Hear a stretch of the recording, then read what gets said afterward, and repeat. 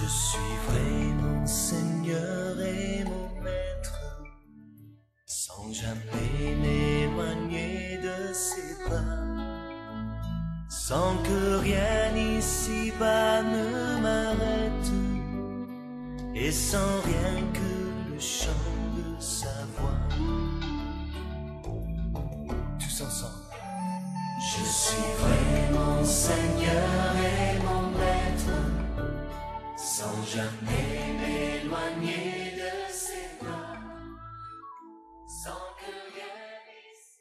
Je vous invite à ouvrir dans vos Bibles, si vous avez une Bible avec vous, ou si vous l'avez sur votre téléphone, dans Jacques 3. Jacques 3, et nous voulons lire les 12 premiers versets de ce chapitre.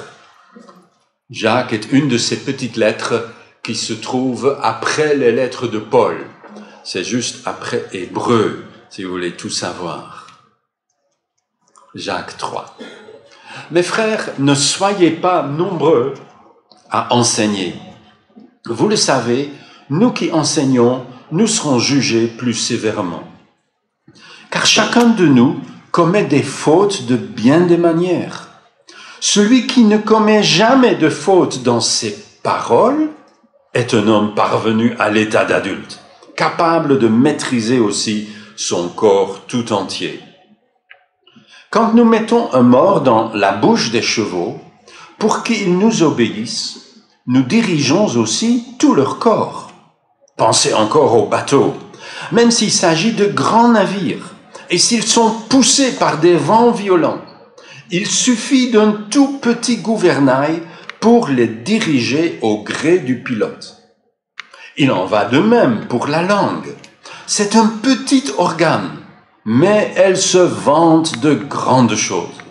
Ne suffit-il pas d'un petit feu pour incendier une vaste forêt?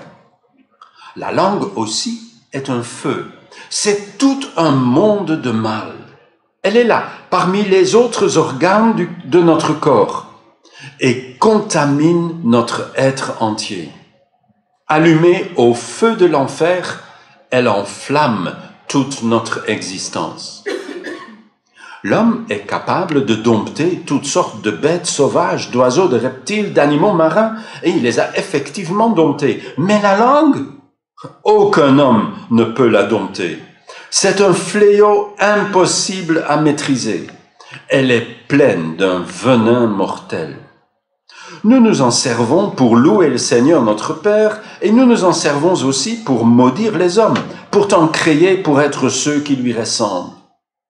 De la même bouche sortent bénédiction et malédiction. Mes frères, il ne faut pas qu'il en soit ainsi.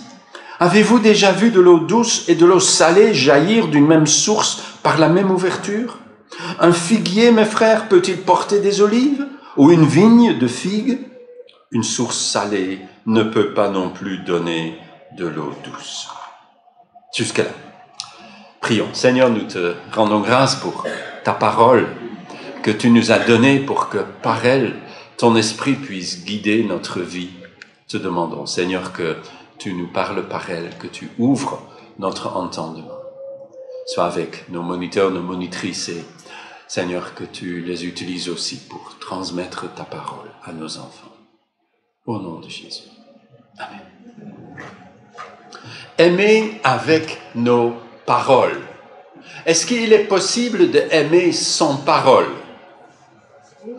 Sans doute si vous êtes sourd et muet. Vous n'avez pas le choix. Mais est-ce possible d'aimer sans parole? Tu te lèves le matin et ton conjoint te demande « Alors chérie, tu as bien dormi ?» Tu es à table? Tu veux du pain? Passe une bonne journée. On dirait un ado. Hein? Certains ados, c'est comme ça qu'ils communiquent. Aimer avec des paroles.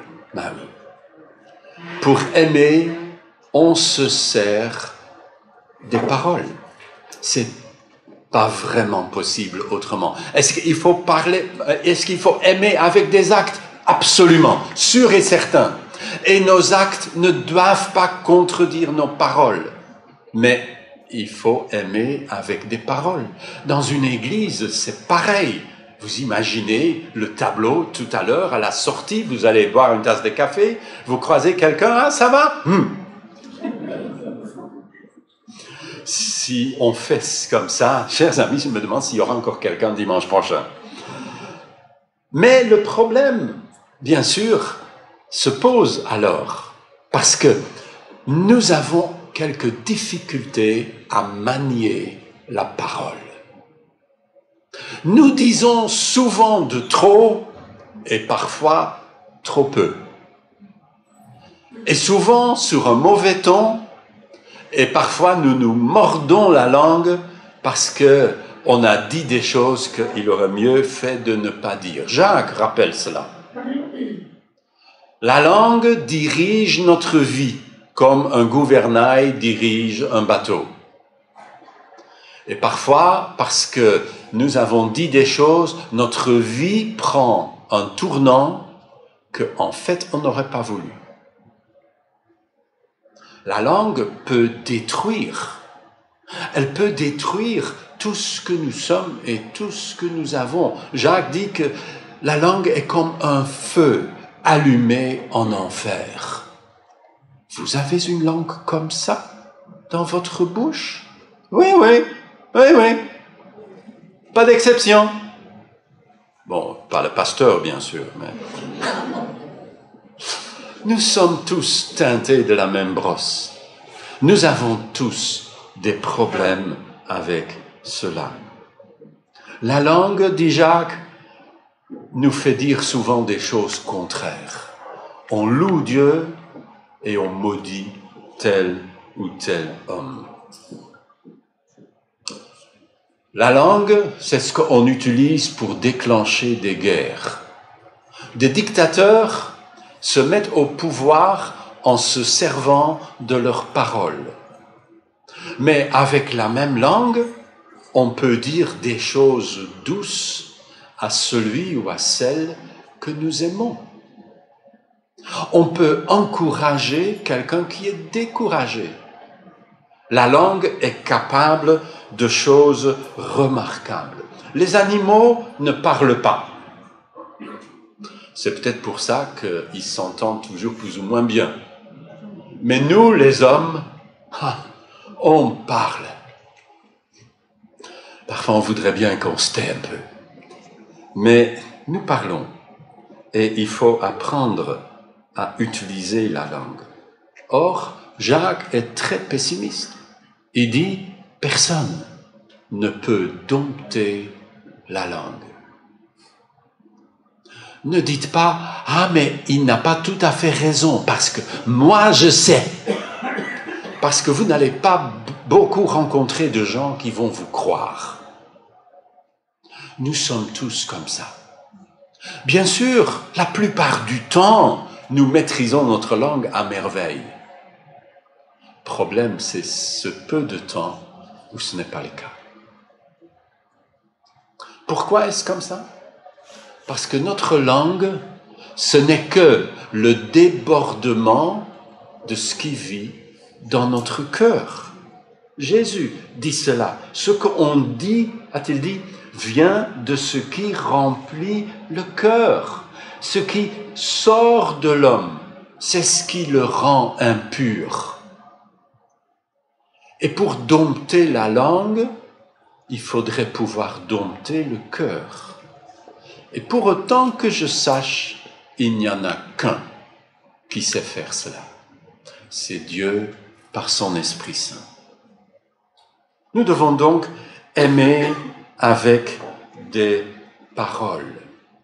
Et pour que ça marche bien, il faudrait bien sûr que Dieu puisse régner dans notre cœur. Mais comment utiliser la langue dans la communion fraternelle? Comment utiliser la langue dans l'amour? Que ce soit dans le couple, dans la famille, dans l'Église ou ailleurs. Laissez-moi souligner 3 choses qui seraient peut-être importantes à évaluer. Nous devons tout d'abord parler avec franchise. Deuxièmement, nous devons parler avec prudence. Et troisièmement, nous devons parler avec bonté. D'abord, parler avec franchise. Jésus avait un franc-parler extraordinaire. Un jour, Pierre lui dit quelque chose et Jésus lui dit « Arrière de moi, Satan !» Vous avez déjà servi ça à un frère? « Arrière de moi, Satan !» Ah, la communion fraternelle a pris un énorme progrès ce jour-là.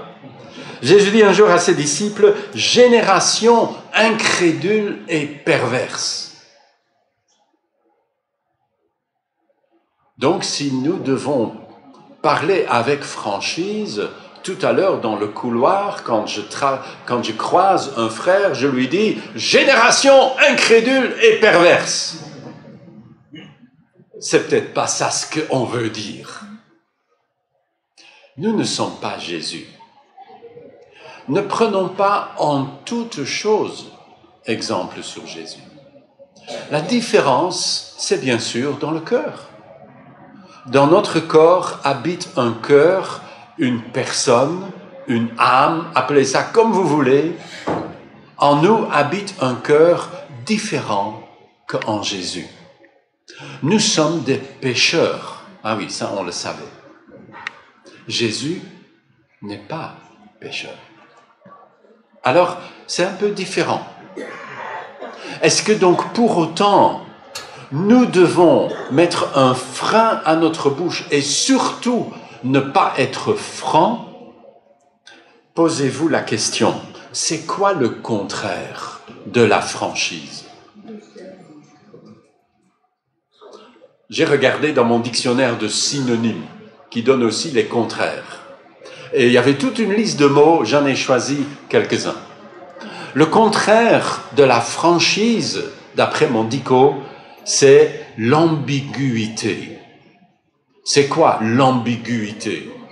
C'est dire une chose et tous les autres comprennent qu'en fait ce n'est pas ça ce que tu veux dire. C'est ambigu. Qu'est-ce qu'il a vraiment voulu dire? Il m'a donné un compliment, mais je ne suis pas sûr que c'était un compliment.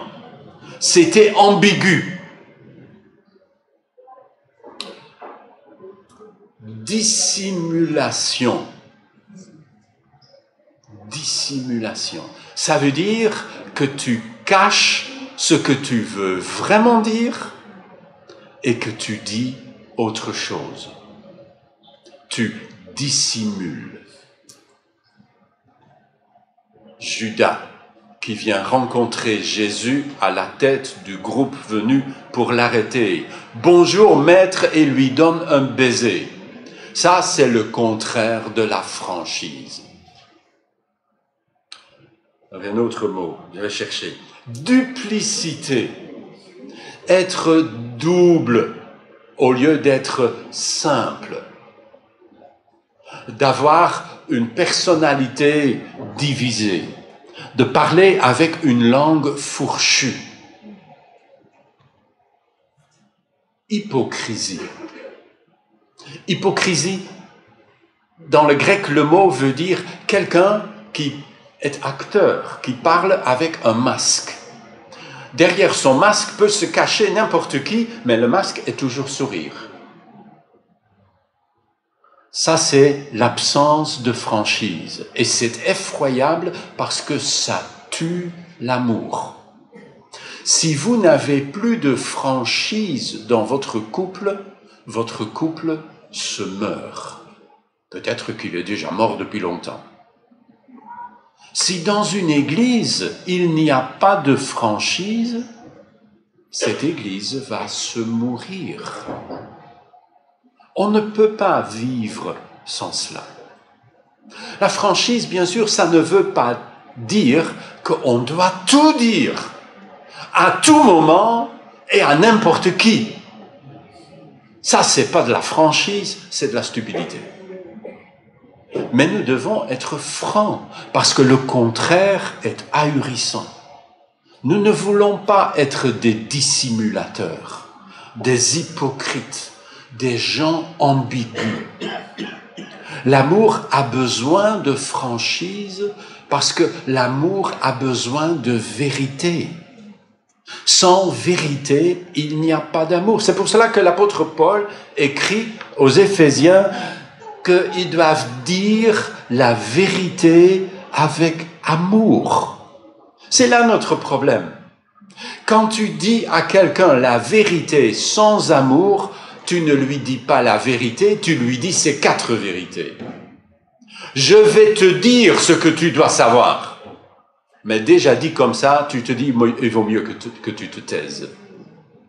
Parce que ça ne sert à rien. Ce qui a marqué le Seigneur Jésus, c'est que tout ce qu'il a dit était sous le sceau de l'amour, parce que l'amour était le maître dans son cœur. Il est comme ça, car Dieu est amour. Nous devons faire un effort, parce que si je peux dire Dieu est amour, je ne peux pas dire pour autant Egbert est amour. C'est trop compliqué. C'est beaucoup plus compliqué que cela. Avant de pouvoir mettre notre nom, il faut être plus humble. On voudrait bien, mais c'est pas toujours comme ça. Nous luttons avec cela. Dire la vérité avec amour. L'amour, c'est chercher avant tout le bonheur de l'autre.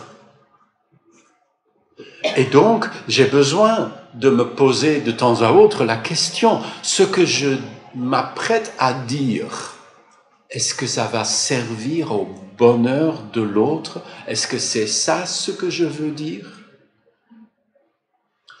Il y a une grande différence entre dire la vérité et asséner la vérité. C'est sur le ton qu'est la différence. Quand la parole devient comme un couperet, comme une épée, alors il y a des inquiétudes à avoir. Et pourtant, il faut être franc, parce que le contraire, c'est une tueuse. Voici ce que écrit Salomon dans les Proverbes. Mieux vaut reprendre ouvertement quelqu'un que se taire par amitié. Il faut réfléchir un peu. Parce que c'est justement ce que nous croyons souvent. Que si tu veux être ami, parfois il vaut mieux se taire. C'est vrai que parfois il vaut mieux se taire. Mais quand il y a des choses difficiles à dire et qu'il faut les dire, ce ne serait pas être ami que de dire seulement des choses gentilles. Si tu vois quelqu'un qui fonce tout droit sur une abîme et tu ne lui dis rien parce que tu veux surtout pas le contredire, tu veux rester gentil et tu laisses plonger sans mettre plus bas pour se fracasser le crâne. Est-ce que tu étais réellement son ami? C'est comme cette dame qui roulait dans sa voiture décapotable dans une forêt, la route serpente, et elle passe un coin, et elle traverse une autre voiture, et tout à coup, quelqu'un lui crie « Porc !» Et elle lui dit « Et juste quand elle allait faire le geste, elle heurte un cochon sauvage. » Et vous savez, un cochon sauvage, c'est comme un tank. Ça bouge pas. C'est comme un mur. En fait, elle avait mal compris. Elle n'avait pas compris que l'autre voulait dire « il y a un cochon !» Elle a cru qu'elle faisait une insulte. Avertir quand il faut, c'est aussi être ami, dire la vérité avec amour, aimer avec nos paroles. Ah, je vois que nous allons avoir de la visite.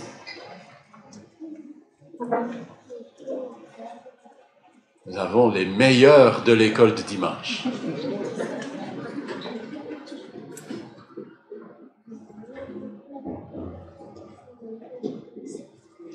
Être vrai pour dire vrai, c'est parler avec franchise, pas par irritation, pas en se dissimulant derrière autre chose, pas non plus en enrobant nos paroles de tellement de sucre qu'on ne sait plus ce qu'on veut vraiment dire.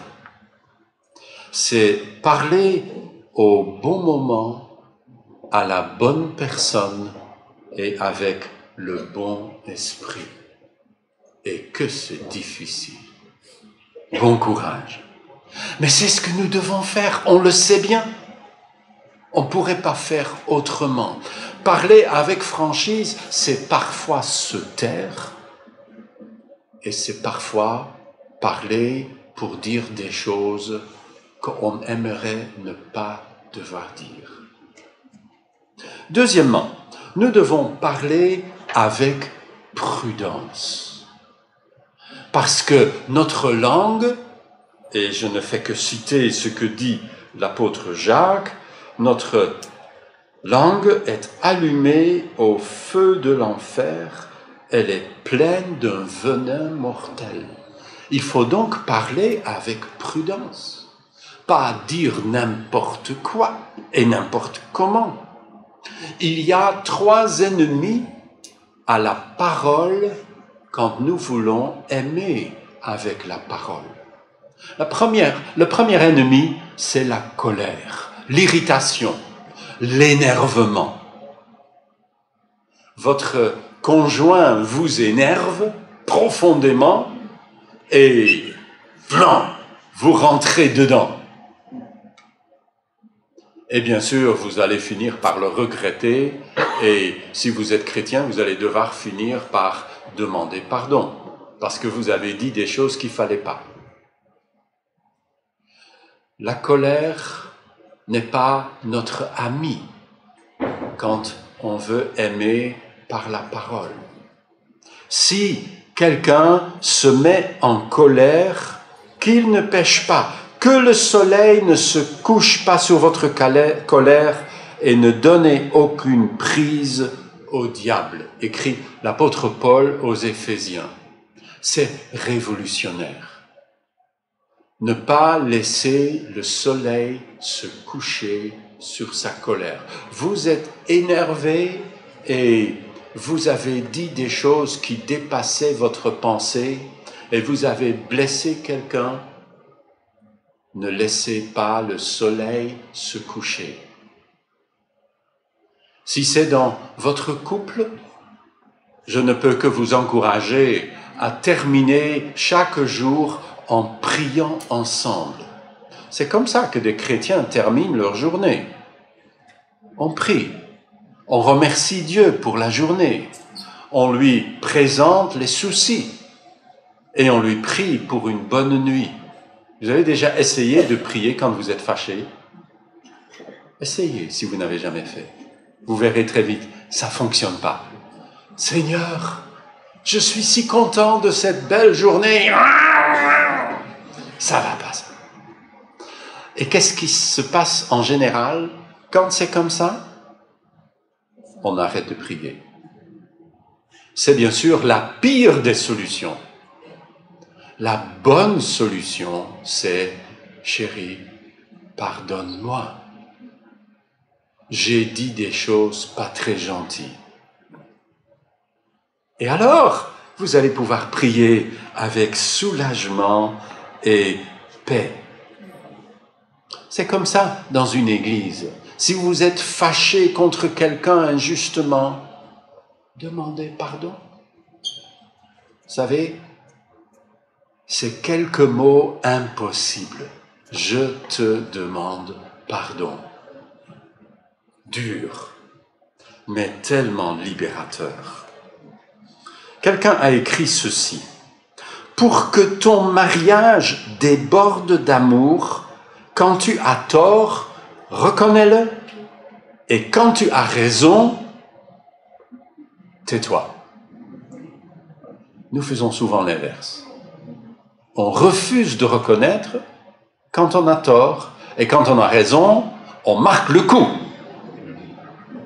T'as vu? Je te l'avais bien dit, hein? J'avais raison, hein? Ah, ça bâtit un couple vraiment. Premier ennemi, notre énervement, notre irritation. Deuxième ennemi, nos commérages. J'ai regardé encore dans le dico, et mon dico me dit que les commérages, c'est des bavardages malveillants. Les commérages, c'est toujours négatif. Ce n'est jamais dire quelque chose de positif, c'est dire quelque chose de négatif. Voici ce qu'écrit Pierre. La parole de Dieu demeure éternellement. Cette parole dont il est question, c'est précisément l'évangile qui vous a été annoncé. C'est le dernier verset du chapitre 1. Puis, les gens qui ont édité la Bible ont coupé et commencent le chapitre 2. Mais le chapitre 2, verset 1, retient le petit mot « donc ». « Donc » est toujours une conclusion de ce qui précède. Donc il ne fallait pas couper là. Il continue, « Débarrassez-vous donc de toutes les formes du mal, ruse, fraude, dissimulation, comédie, demi-vérité, envie, jalousie, bavardage inutile, bavardage malveillant, médisance, calomnie, récrimination de toutes sortes. » Voilà ce qu'il faut éviter. Si la parole sainte de Dieu habite dans notre cœur, il y a des choses qui ne devraient pas habiter dans notre bouche.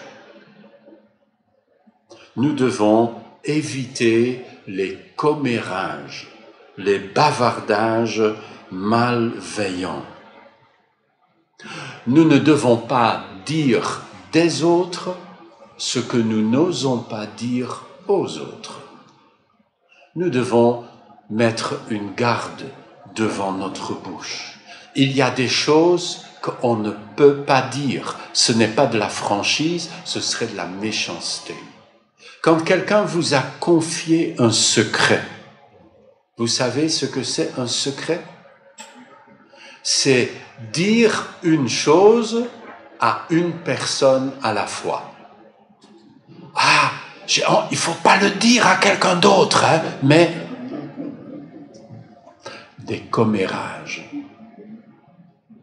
David savait que c'était difficile de maîtriser sa langue. Alors il prie dans le psaume 141, « Éternel, garde ma bouche, veille sur la porte de mes lèvres. » David avait compris ce que beaucoup plus tard Jacques a compris. Qui peut dompter la langue? Seigneur, s'il te plaît, mets une garde à la porte de mes lèvres. La parole s'envole, dit-on couramment, les écrits restent. Alors ne te contente jamais que quelqu'un te donne sa parole, demande-lui de l'écrire. C'est comme ça dans le monde. Dans l'Église, que ton oui soit oui. Mais il y a aussi une autre façon de terminer cette ligne. La parole s'envole, puis, tel un oiseau, se pose sur telle branche, loin de ton contrôle. Une fois que c'est sorti, tu ne maîtrises plus. Tu as parlé avec quelqu'un et tu as cru être seul, mais il y avait quelqu'un qui écoutait à la porte. C'est pas bien d'écouter à la porte. Oui, mais c'est courant. Quelqu'un a entendu ou cru entendre et ta parole s'envole. Soyons prudents avec les commérages et les bavardages, même les bavardages ordinaires. Laissez-moi vous lire tout simplement 4 conseils du livre des Proverbes pour veiller contre cet autre ennemi de l'amour en parole. Voici ce que écrit Salomon. Celui qui parle beaucoup ne saurait éviter de pécher, mais l'homme avisé met un frein à ses lèvres. Tu veux pécher moins? Parle moins. C'est déjà toute une série de péchés évités. Deuxièmement, qui veille sur ses paroles préserve sa vie, mais celui qui ouvre grand la bouche court à sa ruine. Tu veux te sentir mieux? Être en meilleure santé? Parle moins, et ce sera mieux pour ton corps. Le sot, écrit-il ailleurs, le sot lui-même passe pour sage s'il sait se taire.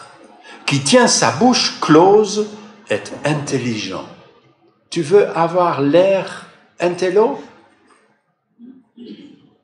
C'est pas en mettant des lunettes qu'on a l'air intello, mais c'est en se taisant.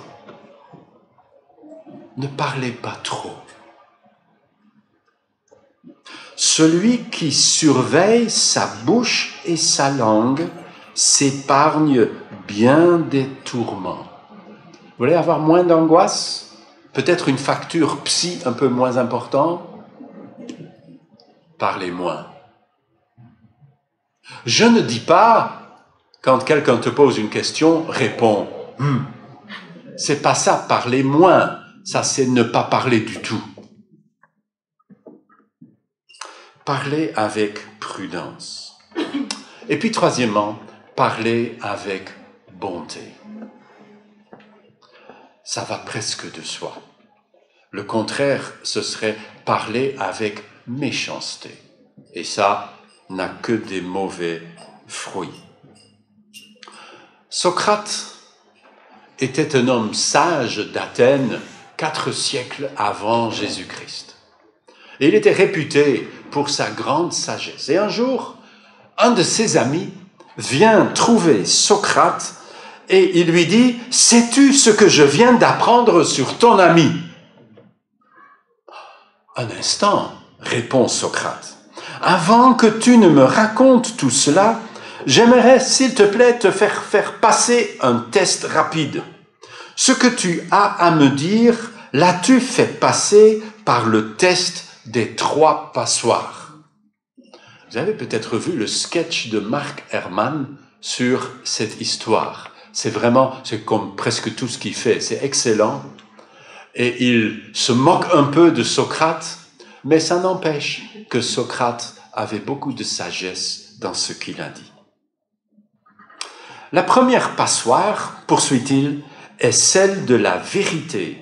As-tu vérifié si ce que tu veux me raconter est vrai? Ah non, pas vraiment. Je n'ai pas vu la chose moi-même, je l'ai seulement entendu dire. Ah, très bien. Tu ne sais donc pas si c'est la vérité. Alors, passons à la deuxième passoire, celle de la bonté. Ce que tu veux m'apprendre sur mon ami, est-ce quelque chose de bien? Ah non, au contraire. J'ai entendu dire que ton ami avait très mal agi. Stop, continue Socrate. Tu veux me raconter de mauvaises choses sur lui et tu n'es même pas sûr si elles sont vraies. C'est pas très prometteur. Mais peut-être que tu peux passer à la troisième passoire, celle de l'utilité. Est-il utile que tu m'apprennes ce que mon ami aurait fait? Utile? Non, pas réellement. Je crois vraiment pas que ce serait utile. Alors, conclut Socrate, si ce que tu as à me raconter n'est ni vrai, ni bon, ni utile, pourquoi vouloir me le dire? Je ne veux rien savoir. Et, de ton côté, tu ferais mieux d'oublier tout cela. Quelle sagesse! Pensez-y de temps à autre, les 3 passoires. Vrai bon, utile. L'apôtre Paul a dit à sa façon que nous devons parler avec bonté. Il écrit ceci aux Éphésiens. « Ne laissez aucune parole blessante franchir vos lèvres, mais seulement des paroles empreintes de bonté, qu'elles répondent à un besoin et aident les autres à grandir dans la foi. Ainsi, elles feront du bien à ceux qui vous entendent. » Parlez avec bonté. Quelqu'un a écrit ceci. La gentillesse des chrétiens a amené plus de gens à l'Église que tous les arguments théologiques du monde. Je ne veux pas dire que les arguments théologiques, ça ne vaut rien. Chaque chose en son temps. Mais pour amener des gens à Jésus, c'est peut-être pas le meilleur moyen. Et l'auteur a sans doute bien raison que des paroles gentilles, ça va bien plus loin qu'une flopée d'arguments théologiques. Tu sais, tu devrais venir chez nous à l'église parce que prier Marie, c'est pas une bonne chose. Vous croyez vraiment qu'il va venir? Mais si vous commencez à partager ce que vous vivez dans votre groupe 40 jours, vous allez allumer la curiosité. Nous devons parler. Nous sommes faits comme ça. Se servir de la parole, il nous est impossible de ne pas le faire. Comment parler si nous voulons faire augmenter et progresser l'amour? Alors, cette semaine, nous pourrions peut-être choisir de nous servir de paroles gentilles, parce que la Bible dit que des paroles gentilles peuvent changer la tristesse en joie. Proverbe 12, le souci au fond du cœur déprime un homme, mais une parole d'encouragement lui rend la joie. Peut-être qu'il faut se dire, tiens, cette semaine, je vais, et ce n'est pas mon habitude, je vais dire une parole gentille à quelqu'un à qui habituellement je ne le fais pas. Peut-être que nous devrions nous servir de paroles douces, parce que les paroles douces peuvent calmer la colère. Salomon encore, une réponse douce apaise la colère, mais une parole blessante excite l'irritation. Vous vous rappelez David? David avait surveillé les troupeaux d'un berger du sud d'Israël au nom de Nabal. Nabal veut dire insensé. Je ne sais pas pourquoi ses parents l'ont appelé comme ça, mais bon, ça c'est une autre histoire. Et quand c'est la récolte, quand on va tondre les brebis et vendre la laine et que c'est la saison des grandes festivités, David envoie quelques amis pour dire à Nabal, écoute, tu n'as pas subi de perte par des animaux ou par des brigands, nous avons veillé sur tes biens. S'il te plaît, pense à nous maintenant que tu festoies. Et Nabal, digne de son nom, parle rudement à ces jeunes et leur dit « Allez, rentrez chez votre maître fugitif qui est rebelle contre le roi.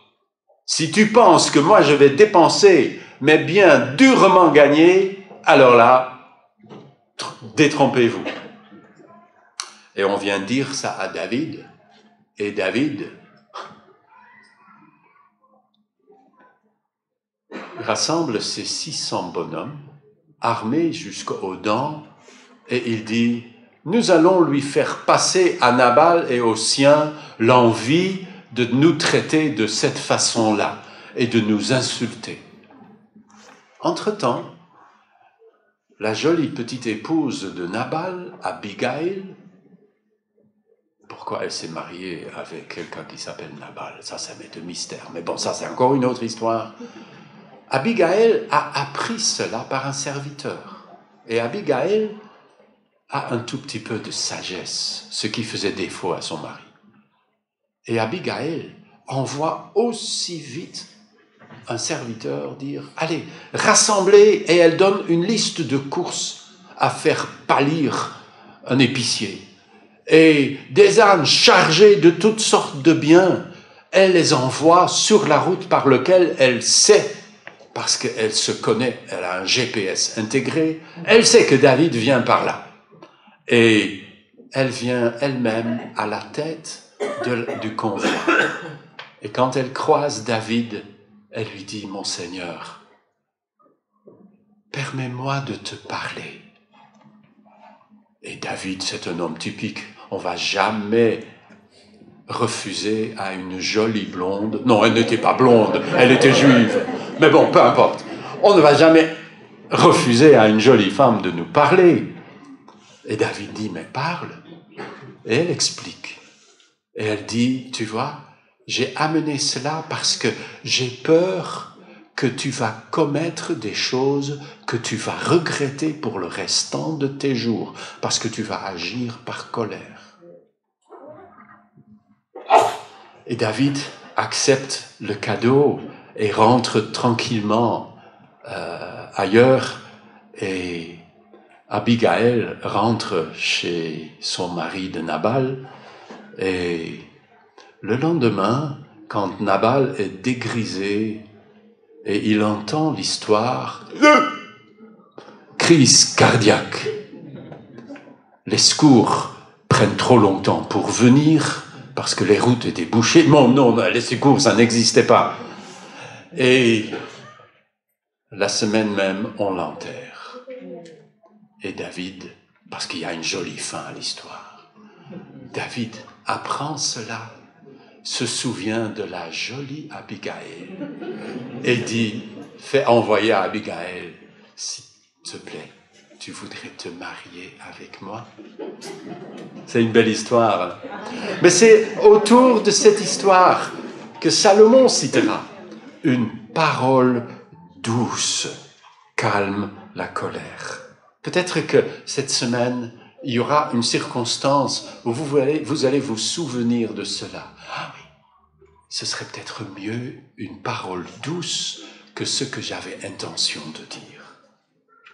Utilisons peut-être des paroles aimables, parce que, dit l'Écriture, des paroles aimables sont convaincantes.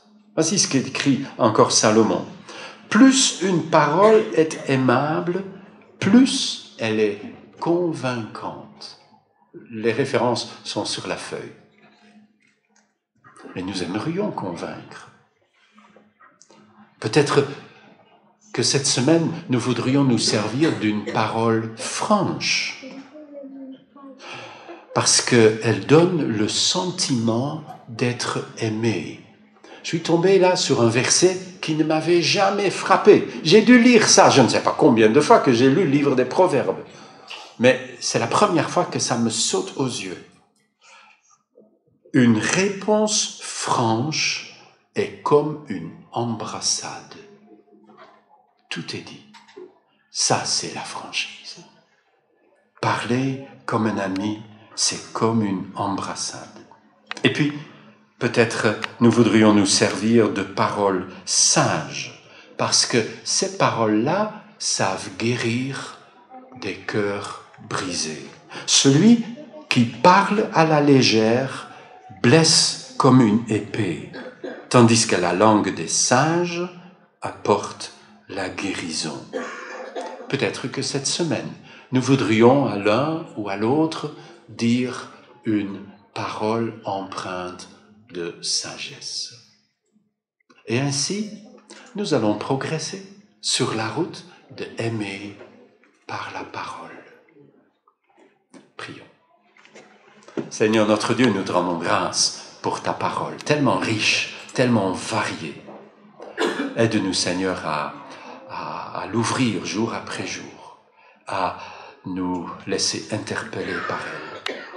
Aide-nous, Seigneur, à nous servir autrement, mieux de notre langue, dans l'expression de notre amour, dans notre couple, dans notre foyer, dans notre église, à notre travail, ou là où nous sommes. Aide-nous, Seigneur, à ne pas être l'esclave de notre langue. Mais Seigneur, toi, viens régner dans notre cœur. Au nom de Jésus. Amen. Chantons ensemble. Béni soit le lien qui nous unit en Christ, le saint amour, l'amour divin que verse en nous l'Esprit. Voilà, se lever pour le...